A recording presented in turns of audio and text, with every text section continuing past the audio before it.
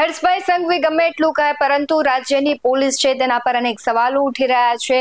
ક્યાંક છે પોલીસ છે ફરિયાદ નોંધવામાં ક્યાંક ઠાગાઠૈયા કરતી હોય તેવું લાગી રહ્યું છે.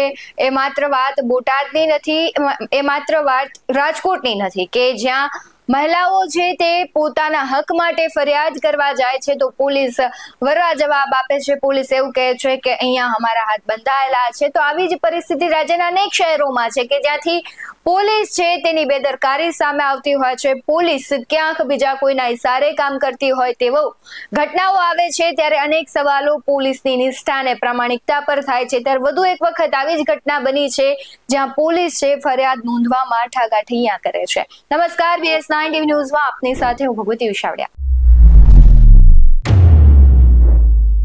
ઘટના એવી છે કે બોટાદના બરવાડા તાલુકાના રામપરા ગામમાં એક યુવકના આપઘાત કેસમાં ઉદ્યોગપતિ અને સરપંચ સહિતના જે 5 વ્યક્તિઓ છે તેના વિરુદ્ધ જ્યારે જે આપઘાત કરતે છે એના ફેમિલી એટલે કે એના પરિવાર છે તે ફરિયાદ નોંધાવવા જાય છે કે તેમને દુષ્પ્રેરણા આપવામાં આવી હતી તેથી તેમણે ઝેરી દવા પીને આપઘાત કરી છે. પરંતુ પોલીસ ક્યાંક ઠાગાઠૈયા કરતી હોય તેવા દ્રશ્યો સામે આવ્યા હતા. આખરે આ 5 વ્યક્તિઓ સામે પોલીસે ફરિયાદ તો નોંધી છે પરંતુ આ 5 વ્યક્તિઓ વિરુદ્ધ છે મૃતકના પત્ની શીતલબેન છે તેમણે એવો આક્ષેપ કર્યો છે કે તેમના પતિને ત્રાસ આપી મરવા માટે મજબૂર કરવામાં આવ્યો હતો. જેમાં ડાયમંડ ઉદ્યોગપતિ હરેશ શાકરિયાનું નામ પણ સામે આવી રહ્યું છે. પરિવારજનો તેના પર આક્ષેપ કરી રહ્યા છે. અનેક વ્યક્તિઓ છે તેના નામ સામે આવ્યા છે. આ સમગ્ર મામલામાં જ્યારે પરિવાર છે તે પોલીસ ફરિયાદ નોંધાવવા જાય છે ત્યારે પોલીસ ઠાગાઠૈયા કરતી હતી અને ત્યારબાદ આખરે હવે 5 જે આરોપી છે તેના વિરુદ્ધ છે આત્મહત્યા અને દુષ્પ્રેરણા માટેની જે કલમો હેઠળ ગુનો નોંધી પોલીસે તપાસ હાથ ધરી હતી. પરંતુ જ્યારે આવી ઘટનાઓ બને છે ત્યારે પોલીસ તાત્કાલિક એક્શન નથી લેતી તેના પર અનેક સવાલો ઉઠી રહ્યા છે. ત્યારે કોળી સમાજના પ્રમુખ જયેશ ઠાકુર છે તેમની પણ પ્રતિક્રિયા આવી છે. શું કહી રહ્યા છે જયેશ ઠાકુર તેના પર નજર કરી. હું ગુજરાત કોળી ઠાકોર સેના પ્રમુખ જયેશ ઠાકુર ગઈકાલે ભાવનગરની સરકારી હોસ્પિટલમાં હું ગયો હતો. એમાં કોળી ઠાકોર સમાજના એક યુવાન બોટાદ વિસ્તારનું હતું બરવાડા પોલીસ સ્ટેશન જેમાં એને દવા પી લીધી એ પણ પોલીસની સામે. હવે એને આની પહેલા પણ 2 વાર એને ટ્રાય કરી. એને પોતાના ન્યાય માટે 2 વાર એને પોલીસ સ્ટેશને જઈને એને ફરિયાદ દાખલ કરવાની કરી પણ છતાં પોલીસ ફરિયાદ નથી લેતી. શું કામ? કારણ કે સામે જે વ્યક્તિ છે હરેશભાઈ પટેલ જે ઉદ્યોગપતિ છે, જેને તંત્ર સાથે સંબંધ છે, જેના કારણે ફરિયાદ આજે 24 કલાક થઈ જાય છે છતાં ફરિયાદ લેવામાં નથી આવતી. અને પીઆઈ સાહેબ એવું કહે છે કે ભાઈ અમારે ઉપલા અધિકારીએ સાથે વાત કરવી પડે. હવે હું પુરાવા સાથે, વિડીયો સાથે, ધમકીઓના ઓડિયો સાથે આટલી રજૂઆત કરવા છતાં જો પોલીસ ફરિયાદ દાખલ ન કરતી હોય તો જે અમારા નેતાઓ છે એને તો ડૂબી મરવું જોઈએ. કારણ કે આજે અમારો આવો બહોળો સમાજ જો ફક્ત ને ફક્ત ગ્રાન્ટ નહીં ન્યાય માટે જો ભીખ માંગતી હોય છતાં જો એને ન્યાય ન મળતો હોય, અને એ તો ઠીક ભાવનગરની અંદર જ્યારે એ બનાવ ભાવનગરમાં ગયો તો ભાવનગરની અંદર એક બનાવ નહીં પણ અહીંયા એવો બીજો પણ બનાવ જે ડોક્ટર કોળી ઠાકોર સમાજનો એક ડોક્ટર જે વ્યાજના ત્રાસથી, જેને વ્યાજ પૈસા બધું આપી દીધું છે એના ત્રાસથી દવા પીધી અને એ લોકો મંત્રીઓના બંગલે જઈને ન્યાય માટે ફરિયાદ દાખલ કરવા માટે કાયદેસરની કાર્યવાહી થાય એના માટે એ લોકો પાસે ભીખ માંગવા જાય છે કે તમે થોડુંક પોલીસ તંત્રને આટલું જાણ કરો. છતાં કોઈ પણ નેતાઓ એની ઉપર ધ્યાન નથી દેતા. તો સમાજને મારે એટલું કહેવું કે હવે જાગો સમાજ. કારણ કે નેતાઓ હવે કામ નથી કરતા.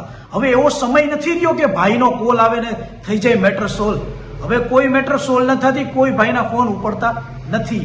2 મંત્રીઓ ભાવનગર જિલ્લાની અંદર હોવા છતાં જો લોકોએ, જો સમાજે આવી રીતે પીસાવું પડતું હોય છે તો એ નેતાઓ કામના શું? આજે 24 કલાક ત્યાં બોડીને લઈને બેઠું રહેવું પડે, એક ફરિયાદ દાખલ નથી થતી તો નેતાઓ કામના શું? આજ વ્યાજથી કેટલા લોકો પરેશાન થાય છે ને આમ દવા પી જાય છે છતાં ફરિયાદ દાખલ નથી થતી તો નેતાઓ કામના શું? આજ એક જ વિસ્તાર જેની અંદર બહુમતીવાળો જો કોળી ઠાકોર સમાજ હોય અને સરકારની અંદર આટલા બધા નેતાઓ હોય છતાં જો એક સમાજે જેને જીતાડીને ત્યાં સુધી પહોંચાડ્યા છે, જો ઈ ગરીબ પરિવારનું જો એને ન્યાય ન દેવડાવી શકતા હોય તો એ નેતાઓ કામના શું? હવે જે બનાવ થયો છે જે બરવાડાના વિસ્તારનો અને ભાવનગરના વિસ્તારનો કે જેની અંદર દવા પીધી છે, જેને એક વ્યક્તિએ દવા પીને સુસાઇડ કર્યું છે, એને ન્યાય નહીં મળે. એ જે ફરિયાદ જ્યારે અમે પોલીસ જે પીઆઈ સાહેબ સાથે હાથ પગ જોડીને કે ભાઈ અમારું ન્યાય આપો, અમે એની સાથે કડગડી અને એની સાથે લપ કરી અને ફરિયાદ દાખલ કરાવી છે. એ પણ ફરિયાદ હવે ફક્ત ને ફક્ત 5 નામ જે એને નાખ્યા છે એને પકડવામાં નહીં જ આવે. શું કામ? કારણ કે એની પાછળ તંત્ર જોડાયેલું છે, એના સંબંધ, એનું એ જે નેતા છે એની પાછળ સરકાર સાથે જોડાયેલા છે, તો એમને પણ ન્યાય નથી મળવાનો. રહી વાત જે દવા પીધી છે, જે ભાવનગર વિસ્તારના છે, એ પણ જે ડોક્ટર છે જે અમારા સમાજના છે એ પણ ભીખ માગીને કોઈના બંગલે જઈને બેઠા કે ભાઈ અમને ન્યાય મળે, છતાં ન્યાય તો દૂર એક ફરિયાદ દાખલ નથી થતી.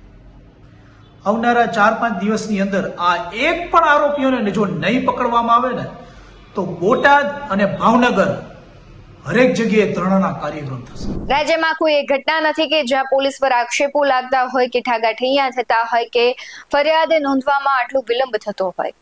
અનેક શહેરો છે, અનેક ઘટના છે, અનેક લોકો છે જે ન્યાય માટે અને ફરિયાદ માટે જે હંમેશા કહેવાય છે કે તલપાપડ થતા હોય છે, તેમ છતાં પોલીસ છે તેની નિષ્ઠા ઉપર સવાલો ઉઠે છે. અને આમ તો પોલીસ છે તેનું કામ કરવાનું હોય છે કે જનતાની સેવા કરવાનું, પણ ક્યાંક જનતા અત્યારે હેરાન થઈ રહી છે. રાજ્યની જે પરિસ્થિતિ છે તેના વરવા દ્રશ્યો સામે આવે છે. ખાસ નવરાત્રી છે ત્યારે પણ તમે જોઈ શકો કે પોલીસની કામગીરી પર અનેક સવાલો ઉઠી રહ્યા છે.